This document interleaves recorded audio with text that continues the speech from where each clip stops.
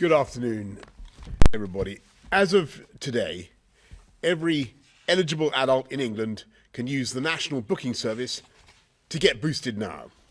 If you're over 18 and had your second jab at least 3 months ago, then you can get jabbed right now. And it's absolutely vital that you do, because the wave of Omicron continues to roll in across the whole of our United Kingdom, with over 780,000 COVID cases today, the highest ever daily number reported. And the doubling rate of Omicron in some regions is now down to less than 2 days. And I'm afraid we're also seeing the inevitable increase in hospitalizations, up by 10% nationally week on week, and up by almost a third in London. But we are also seeing signs of hope, because since we launched our emergency Omicron appeal on Sunday night, a great national fight back has begun, and people have responded with an amazing spirit of duty and obligation to others. And I want to say that each and every one of you who rolls up your sleeve to get jabbed is helping this national effort. And I want to thank everyone who has come forwards, whether you've had to queue around the block at a walk-in centre or whether you've booked online. And of course, on behalf of the whole country, I want to thank our NHS, our GPs, our pharmacists, who with barely a day's notice, 48 hours notice, have so accelerated the programme that we began this week with the biggest vaccination Monday ever in England, and yesterday, the biggest booster day yet, with more than 650,000 boosters delivered across the whole UK. And across the country, after all they've been through, those teams are going to keep going through Christmas and beyond. Jab heroes like Kim Kirk, leading the King's Mill Hospital vaccination hub in Mansfield, who was asked a year ago to do it for 4 weeks and has been doing it ever since, with 180,000 jabs and counting.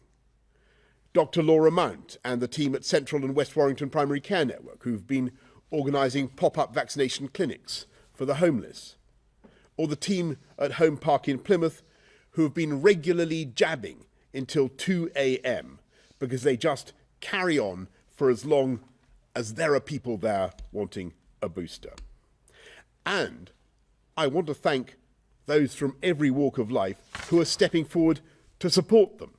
The military personnel deployed across every region of the country, including an additional 100 in Scotland from yesterday, as well as 2,500 firefighters. And since Sunday night, we've seen more than 20,000 new volunteers signing up to help with the booster effort as stewards, taking the total number to almost 33,000.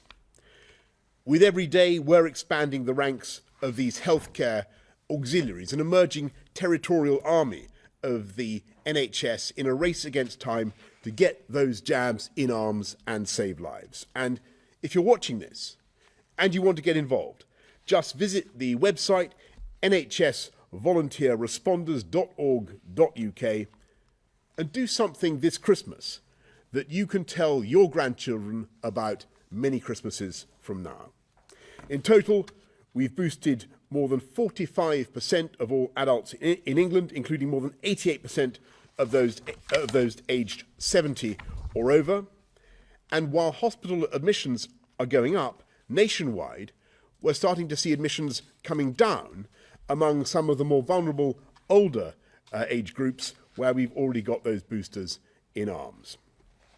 From tomorrow, we're speeding things up even further by removing the 15-minute post-vaccination waiting time.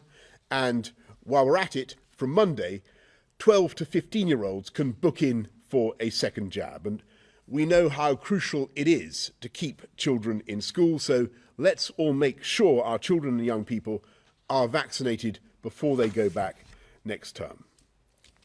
As we take forward our national mission, we're of course supporting similar efforts by the devolved administrations, which are also rapidly increasing vaccination rates across Scotland, Wales and Northern Ireland. A COBRA meeting with Edinburgh, Cardiff and Belfast is taking place this evening.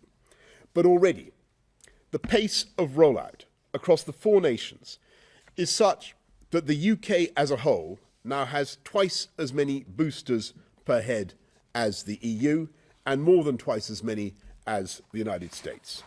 So let's keep going. Let's keep giving Omicron both barrels, and let's slow its spread and give the vaccines more time. Wear face masks indoors, use ventilation, get tested if you're going to an event where you're likely to meet lots of people, and get tested if you're going to meet elderly or vulnerable relatives. And we're helping you to get the tests that you need. I want to thank the Royal Mail, who are doubling home deliveries of testing kits to 900,000 a day from Saturday. So let's slow down Omicron's spread, and at the same time, let's reduce the harm Omicron can do to us by building up our vaccine defences. We're jabbing in hospitals, we're jabbing in surgeries, we're jabbing in pharmacies and in pop-up centres, we're jabbing in shopping centres and on high streets, in football stadiums, with mass events planned at Stamford Bridge and Wembley this weekend, and daily jabathons at Elland Road in Leeds. We are throwing everything at it, and wherever you are, we'll be there with a jab for you. So please, get boosted now. Thank you very much. I'm going to ask Chris to do the slides. Thank you, Prime Minister. First slide, please. I'll start off with slides that people have seen before, the updates, but I think there is an important thing to point out on this slide, which is the very high spike on the very far right of this slide. And as the Prime Minister said, this is a record number of cases. I'm afraid we have to be realistic that records will be broken a lot over the next few weeks as the rates continue to go up. If we look at the overall rates, it looks as if Delta, which we've had with us for a while, is still flat, and the growth is Omicron. So what we've got is two epidemics on top of one another, an existing Delta epidemic, roughly flat, and a growing Omicron, very rapidly growing Omicron epidemic on top of it. Next slide, please.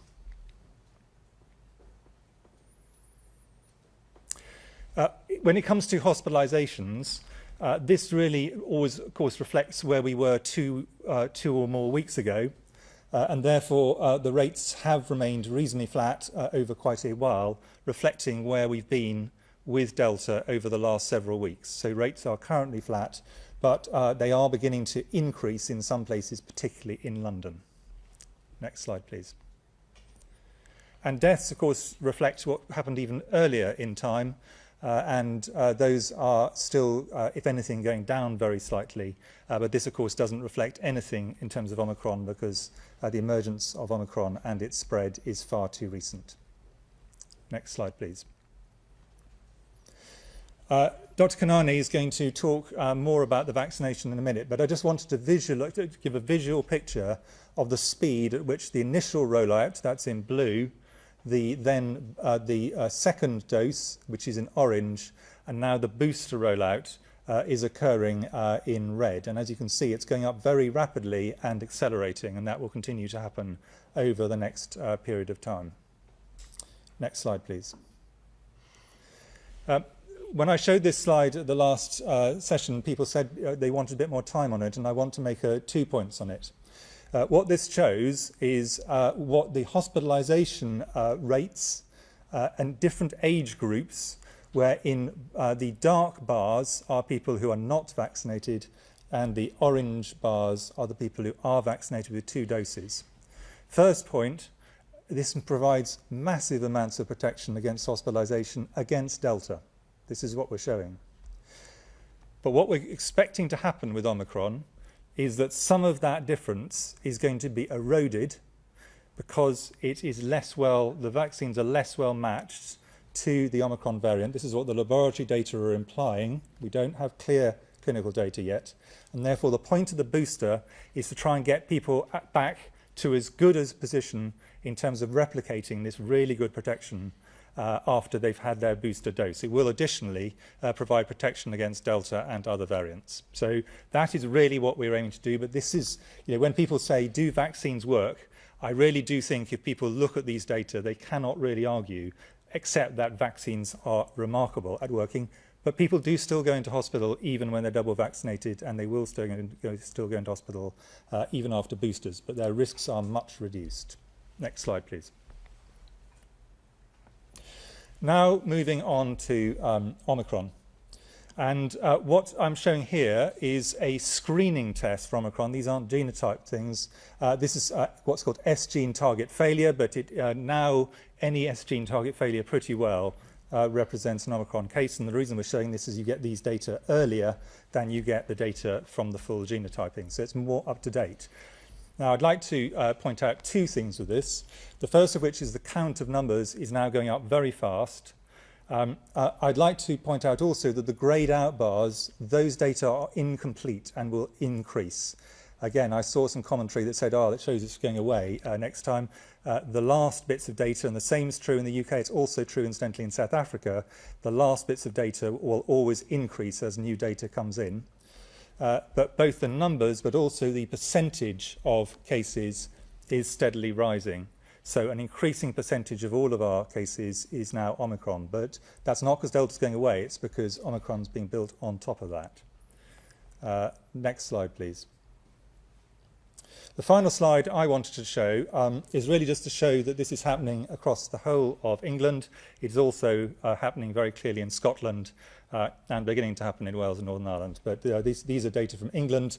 In London, now the majority of cases in London are going to be Omicron, and therefore that is going to be where we will be from the time we get to probably Christmas onwards. I would expect most cases going to hospital to start to be Omicron cases.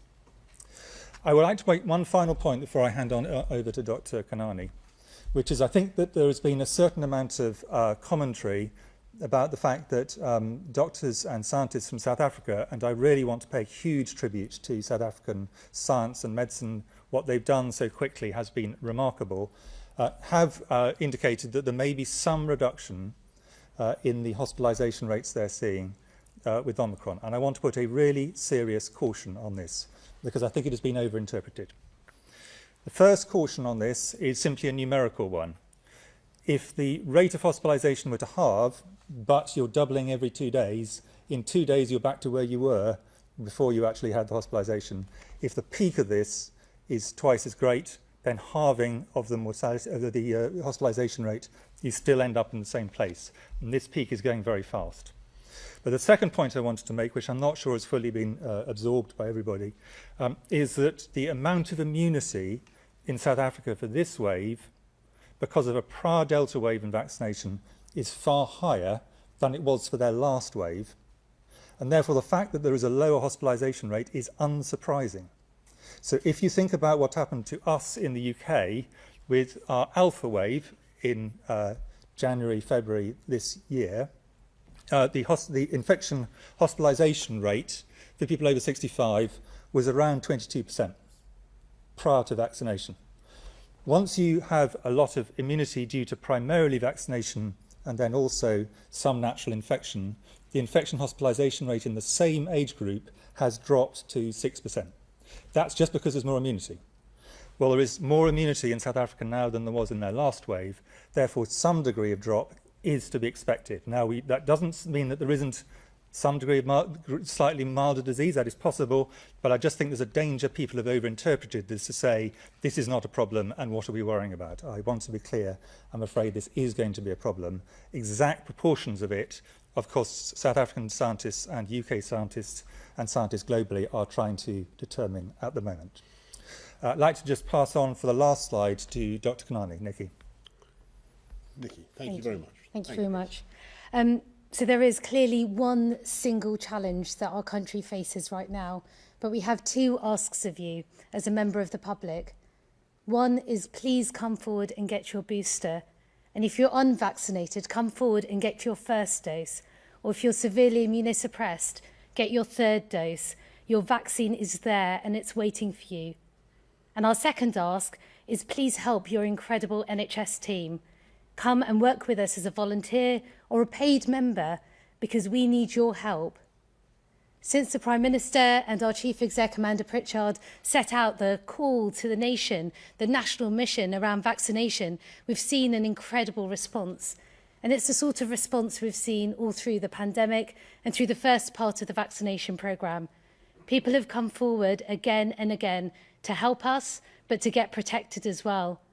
And as I've been around the country visiting vaccination sites, I have seen queues around the block, but people have been incredibly kind and thoughtful and patient, looking after our NHS teams while they wait to get protected. Our NHS teams have done an incredible job. Day on day, we are now seeing record-breaking numbers. Yesterday, we saw an incredible amount of vaccinations delivered by community pharmacy alone, absolutely through the roof, and they're doing a fantastic job. But you need to do your part. From today, you're able to book an appointment online to get your vaccination if you're over the age of 18. You go to the national booking system and you can book a time and date that suits you near to where you live. Or if you're travelling, you could book somewhere near to the work that you have to do if you're an essential worker, because we're making it more convenient than ever to get protected. We've already vaccinated over 20 million people with their booster doses. That's over half of eligible 18 and overs and 3/4 of eligible 50 pluses. That's a huge number. And today, when we open the national booking service to everybody who's eligible over 18, we had over 500,000. So that's over 500,000 bookings by the time I left the office to come over here. So I know that everybody wants to play their part. So thank you for coming forward when you're asked to. Thank you for booking now that you're able to. My thanks, of course, need to go to our NHS and voluntary teams who once again are pulling out all the stops. I know that you're tired. I know that this feels hard, but I also know that you can do it. I've heard from countless people around the country saying, we want to help you, we want to help the programme, we want to respond to the mission, because fighting Omicron is the most important thing that we can do. But I want to reassure you that while our GP teams who have been delivering the lion's share of vaccinations will be vaccinating more again, they will also protect urgent and life-saving care alongside cancer care. So be patient with your NHS and with your general practice teams, because they're trying to do everything to protect you as quickly as possible. As the Prime Minister said, our teams are getting out into the community, just like at the beginning of the programme. We are going door to door to look after the housebound. We are asking the severely immunosuppressed to get protected as quickly as possible with their booster if they've already had their first 3 doses. We're asking teachers to come forward during the school holidays to get protected before school starts again. We have got pop-ups, we've got mobile units. We're working with community and faith leaders to make sure that everybody has the opportunity to get this protection. So please come forward. And as the Prime Minister said, we have lots of opportunities to help. I know of many people, many of my friends who I'm incredibly proud of, who are busy as it is, who are saying, I want to come forward and I want to help at vaccination sites around the country. And any little that you can do will help us to deliver this enormous ask. Our team are working as quickly as possible to get volunteers onto the front line. And I just want to make sure that you know that you can all play your part. Get tested when you're asked to and follow the government guidelines. Make sure that you focus on getting your booster if you haven't already. And if you're able to, come forward and join this fight against Omicron. Because I promise you, if you can come and help us, our NHS will be here for you. Thank you. Thank you very, very much, Nikki, and thank you for everything that you and your teams are doing. It's absolutely amazing. Can we go now to questions from the public? Teresa from Starbridge. I'll read Teresa's question out. If initial steps to prevent the spread of Omicron in the community have failed, why is the government rolling back on contact self-isolation for Omicron confirmed cases instead of making self-isolation more widespread for all COVID cases to further slow the spread of all variants? So I think what you're asking there, Teresa, is why are we going for the daily contact testing instead of the self-isolation period of 10 days? That's because we think we can get the same result, and we think we can do that without generating what everybody remembers from earlier on this year, the pingdemic. And the reason why I think that's a good idea, Teresa, is because as we go into this particularly tough time of the year for the NHS and many other organisations. We want to keep supply chains running. We need to keep things moving, and a pandemic would really make things much more difficult. So we think we can tackle it in that way, and we think that's appropriate. Anything you want to? Well, the only thing I just wanted to add, Prime Minister, was just to re-emphasise we're talking here about contacts. If people have got COVID, if they've got symptoms, we would want people to self-isolate, because yes, those people have a high risk of transmitting, and this is an incredibly transmissible virus. Correct. Thank you very much, Teresa. Addy from Nottinghamshire. With the spread of Omicron increasing, what is your plan for the clinically vulnerable? Do you plan on putting shielding back in effect? I think I'm going to hand that straight over to you, Chris, and Nikki, if you want to comment. Thank you, Prime Minister. What we've decided is that at this point, shielding came with some very serious downsides for the people involved in the shielding, including loneliness and mental health issues, practical problems. So it's not an area we want to go down if there's any way of avoiding doing so. But there is a lot of things we need to be doing for the clinically vulnerable, and they include, for people who are immunosuppressed, I think hopefully most people who are in that situation know that they should get 3 doses of vaccine as their primary course, and then subsequently they should get a booster on top of that. So they should have 4 doses in comparison to the rest of the population having 3. And there will also, for example, be things we'll be wanting to look at in terms of antiviral drugs and how we best can use them in this group of people who are particularly high risk. I don't know whether, Nikki, you want to add anything to that? I think that's fine, thank you. Thanks. Good, thanks very much. Let's go to Laura Koonsberg, BBC News. Thank you very much, Prime Minister. As you've said, there have been more cases today than there ever have been. If now isn't the time for extra restrictions, when will be? And to both of the medics, can I ask you really straightforwardly, do you think it would be better if there were now more restrictions immediately, and should the public cut back on their Christmas plans? Thanks, Laura, and I'll have a go at that first. And let me explain what we're trying to do. I think this is the right approach. It's a double strategy. It's a left and a right for Omicron.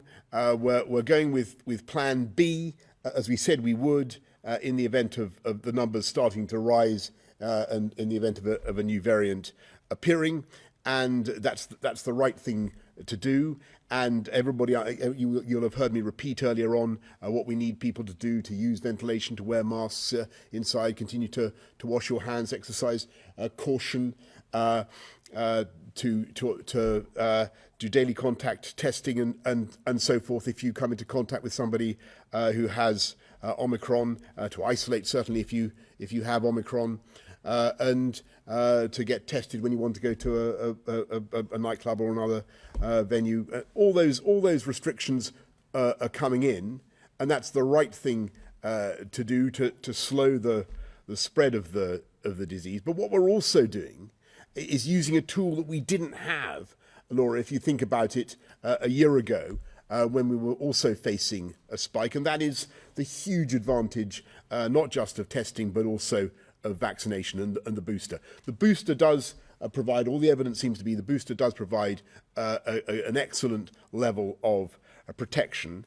And we think that given the balance of risks and the balance of continuing uncertainties about Omicron, this is the right approach to take, the right mixture of approaches to do these two things at once.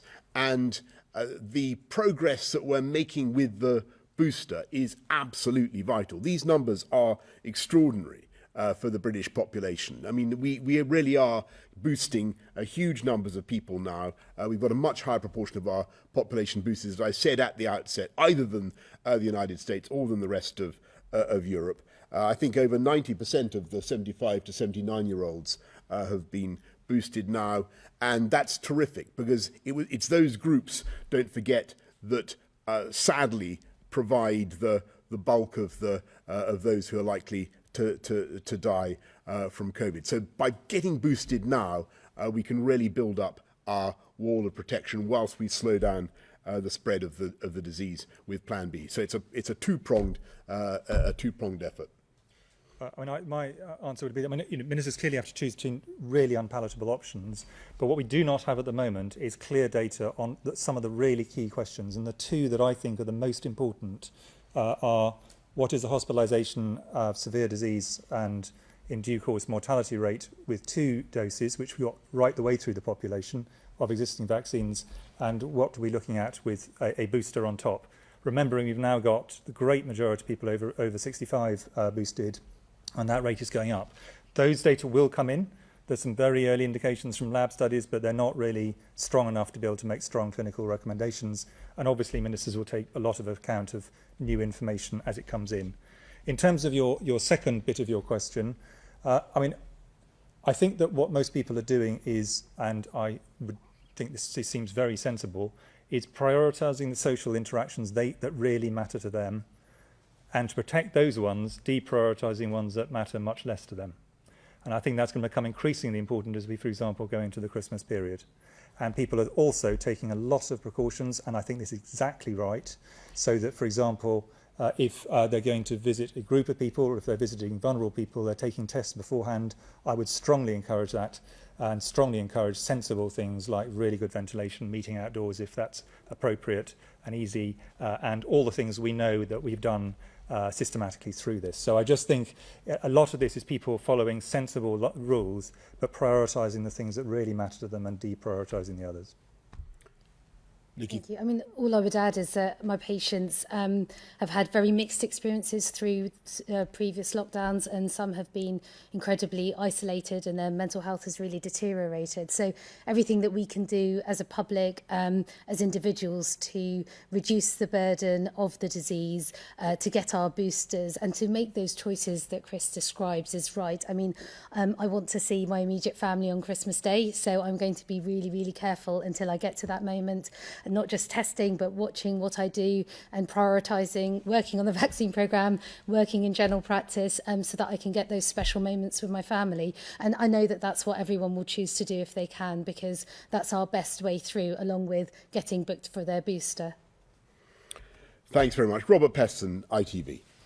With the best will in the world, the surge in boosting is not going to kick in for 3 or 4 weeks, but now is the moment when people are going to parties, they're going to the pub. Why aren't you more explicitly discouraging them from doing that?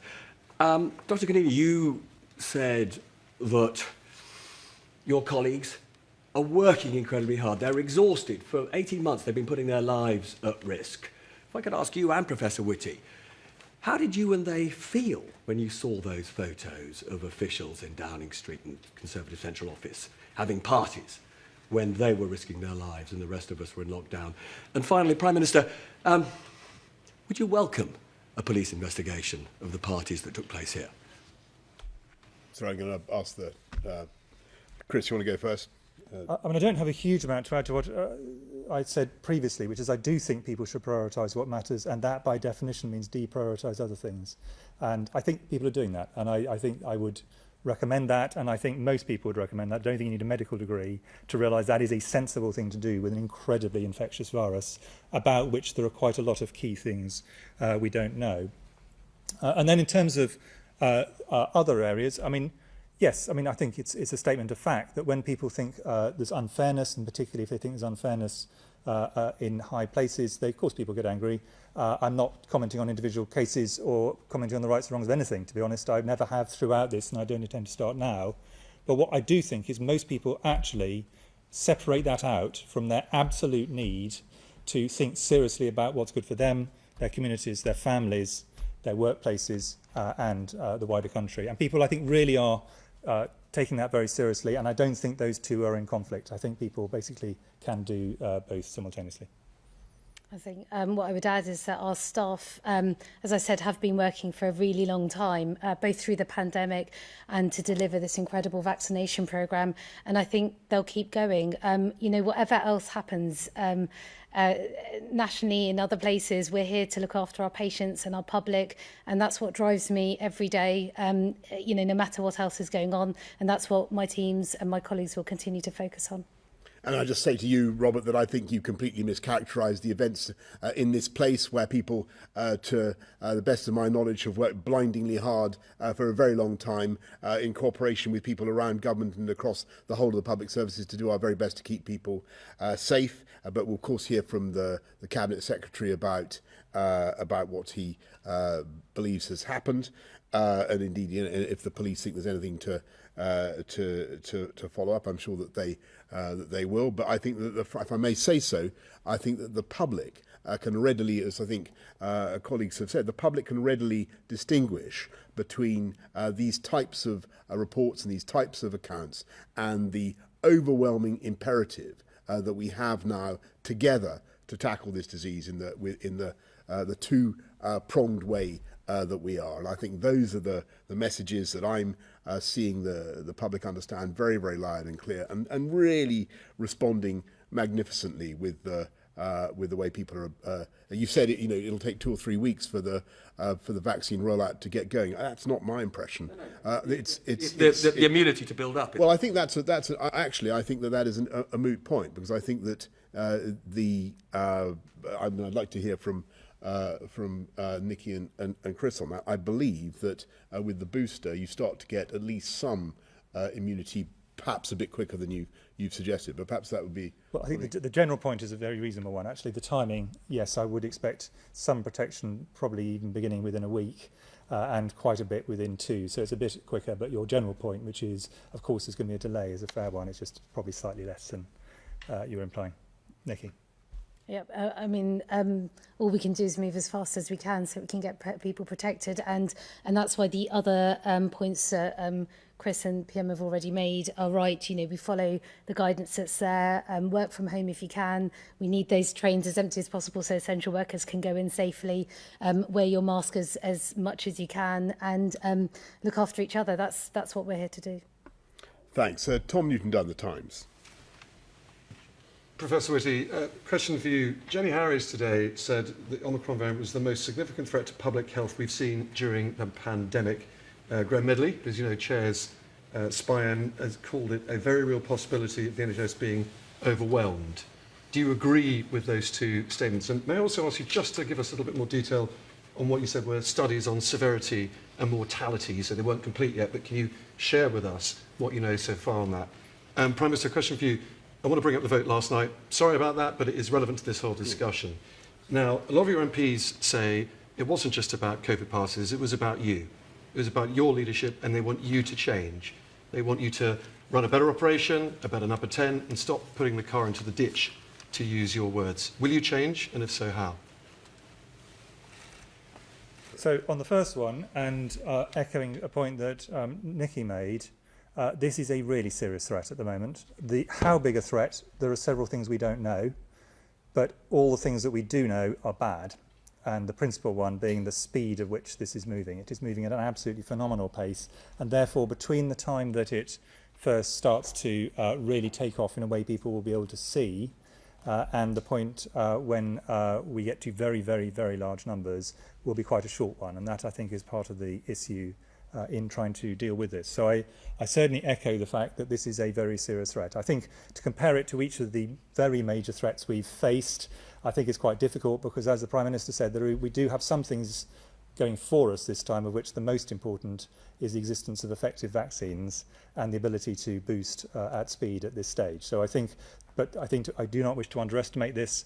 And for my NHS colleagues in primary and secondary care, I am afraid there will be an increasing number of Omicron patients going into the NHS, going into hospital, going into intensive cares, and the exact ratios we don't yet know, but that there will be substantial numbers, and that will begin to become apparent, in my view, fairly soon after Christmas. It'll start before then, but in terms of the big numbers, I think that's a reasonably, I'm afraid, a reasonably nailed-on prospect. In terms of what I was trying to explain on the severity, and it is a relatively subtle point, but I wanted to make it because I think it's been misunderstood. There are broadly 2 ways that a virus like this could be less severe if someone's caught it. One of which is it's intrinsically less severe, it's just as a milder virus, and there are milder and more severe viruses ranging from ones with 100% mortality, rabies, for example, all the way down to ones with essentially 0% mortality. So you could have a move on that.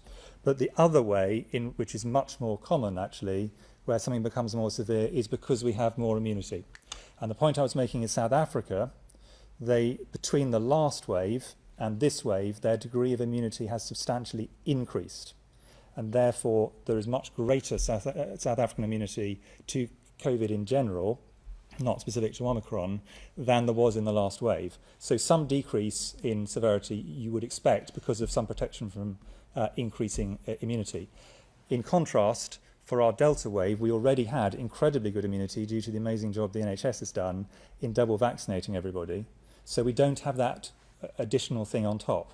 So it may be that some of, possibly even all of, any decreased severity from South Africa is just explained by immunity, and if that's the case, that's not something you would necessarily replicate here. The second thing is from South African data, incidentally, of course, is that their age groups are very different. There are a number of other very major factors, HIV, a whole bunch of other things. So reading across data, I think, needs to be done with very strong care. On mortality, so we do have hospitalisation data from South Africa. The rates in hospitalisations in South Africa are now going up relatively fast.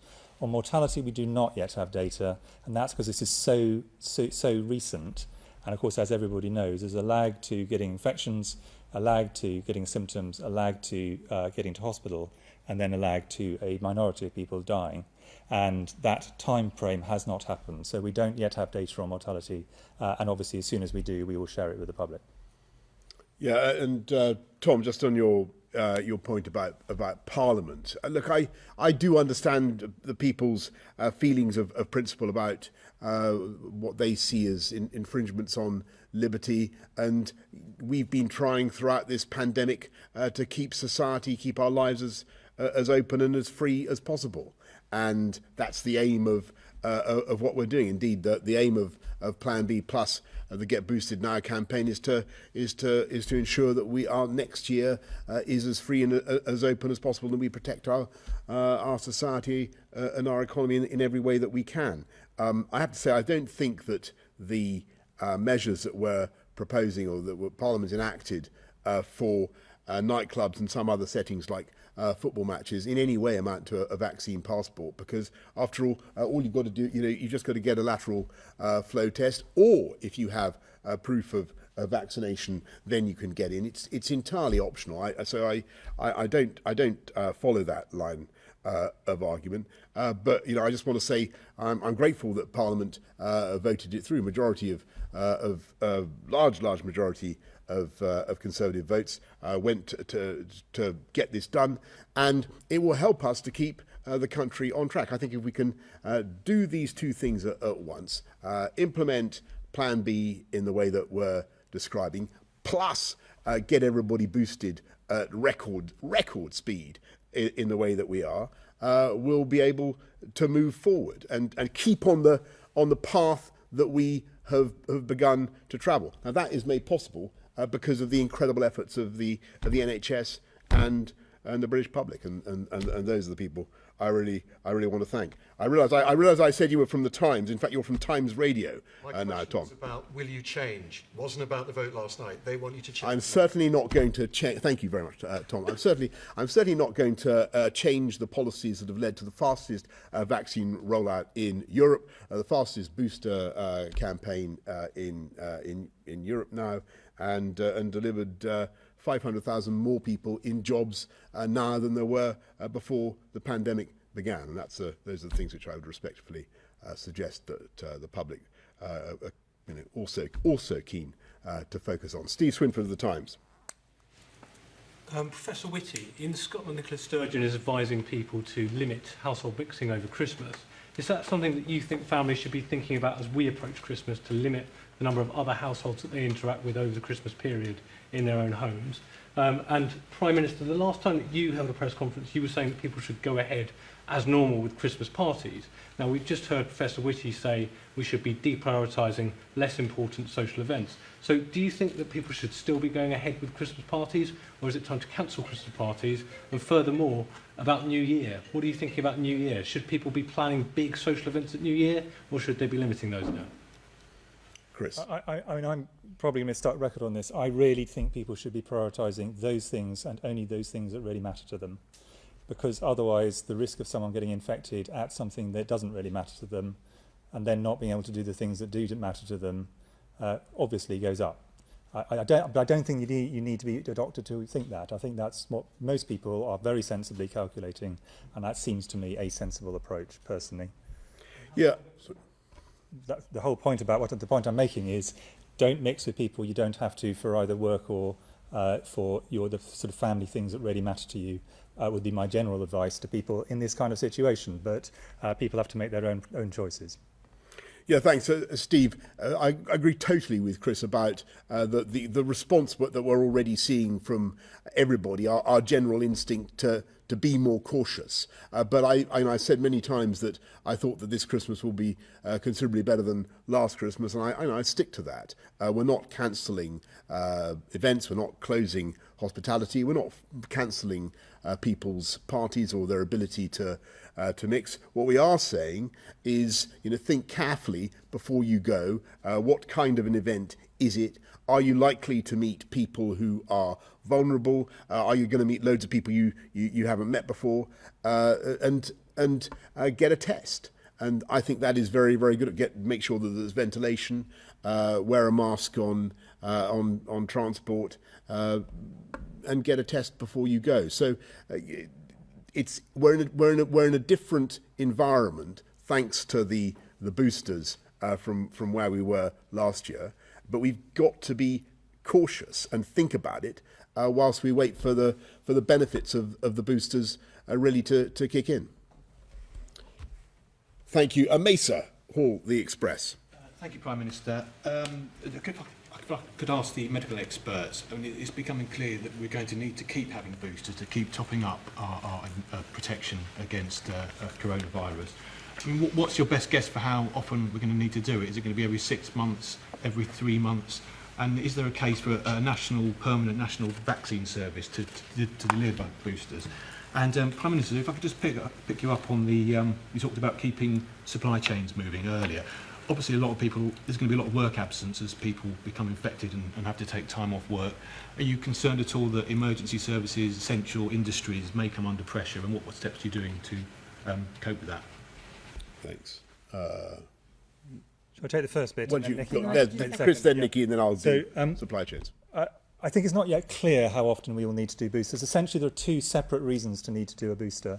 The first one is that the immunity was good, is still good, but is waning. So that's a matter of topping it up from time to time. And then the second one is, as we got with Omicron, something comes in field left that actually the vaccines work less effectively against, and you need to do something to actually top it up to actually get on back to where you were before the new variant came in.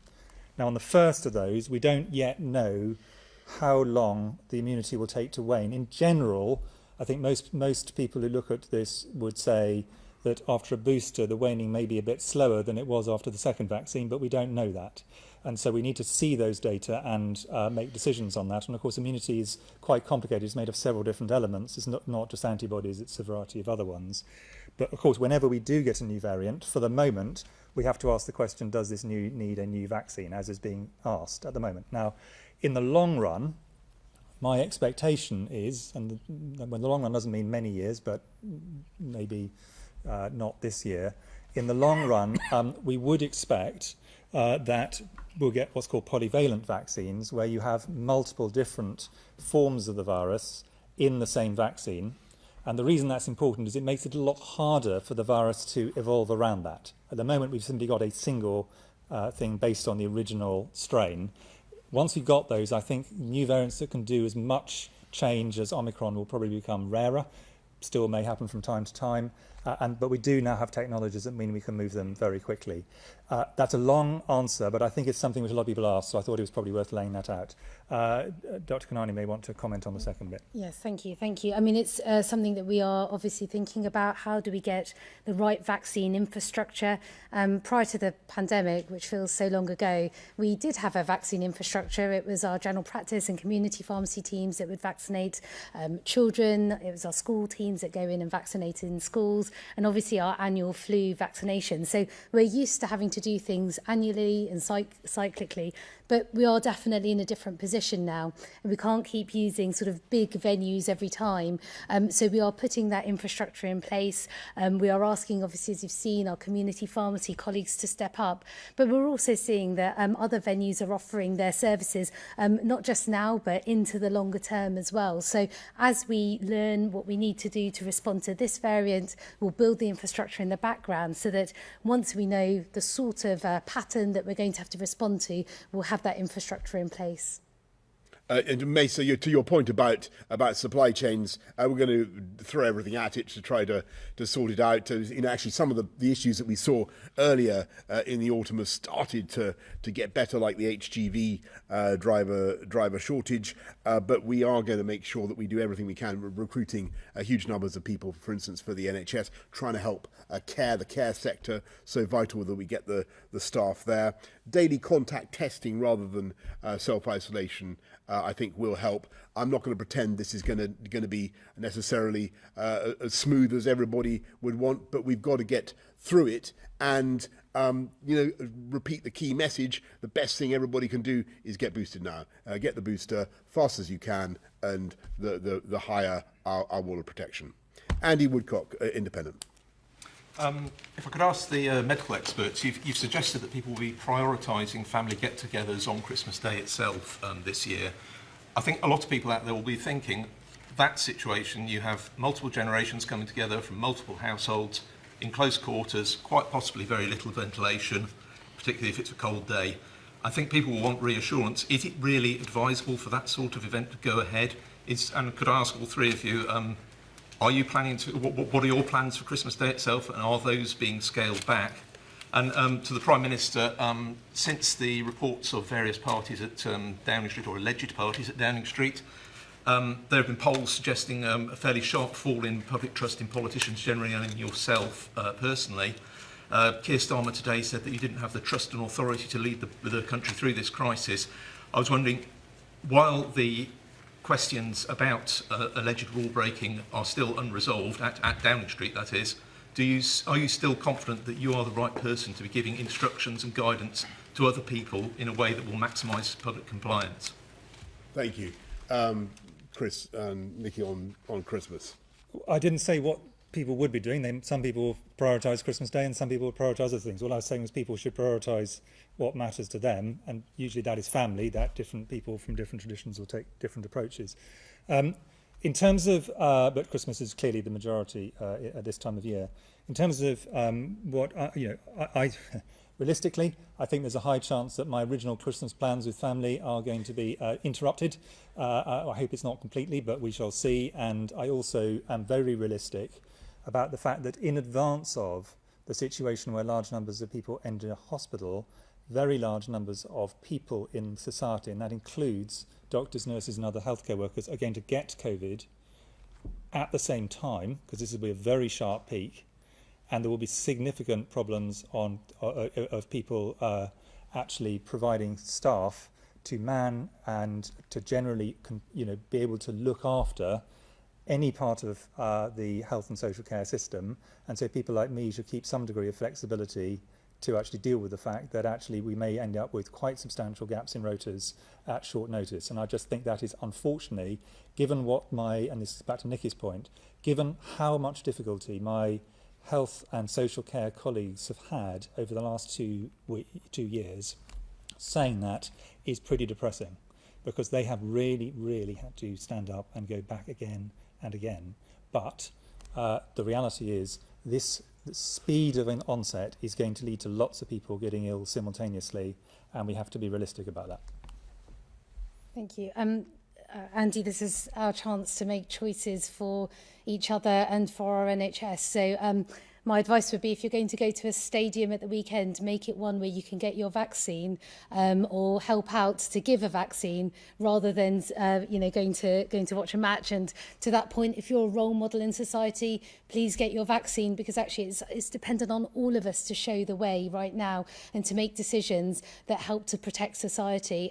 As for my Christmas plans, they're already scaling back. There will be far fewer things that I'll do with my children as we run up to Christmas, and if they're listening, sorry, but that is absolutely a fact. But we will enjoy it together, and we'll enjoy it at home, and we will enjoy it safely. And as and when I need to work over the Christmas period, I will be just as my colleagues will be, because that's what we're here to do. So everyone, just book your booster now, because that is our best way to protect our NHS and to protect the people who are giving all of their time and energy to look after our public. Yeah, Andy, as for my own Christmas plans, I think the way things are looking, I expect a lot of us are going to be working throughout the period. My own plans, as you can imagine, are pretty modest at this stage. But I just, on your point about rules, I think I follow the rules. Everybody across politics should follow the rules. But what I notice actually is that the British public, in response to what we said on Sunday, have really got the point that this wave is coming in, that there are two things that we need to do, that we need to implement Plan B. That's now going ahead, but everybody also needs to be getting vaccinated, getting the booster. And that's I think the numbers are extraordinary. People are queuing round the block across the country, in towns and cities across the UK, and every day we're adding more and more people, more and more volunteers. 33,000 now coming forward, another 20,000 people coming forward to help get jabs in arms. And that message is unquestionably getting through to people. It is a fantastic thing. It's absolutely vital that people hear it loud and clear, so I'm going to repeat it. Get boosted now. Thank you all very much. Thank you.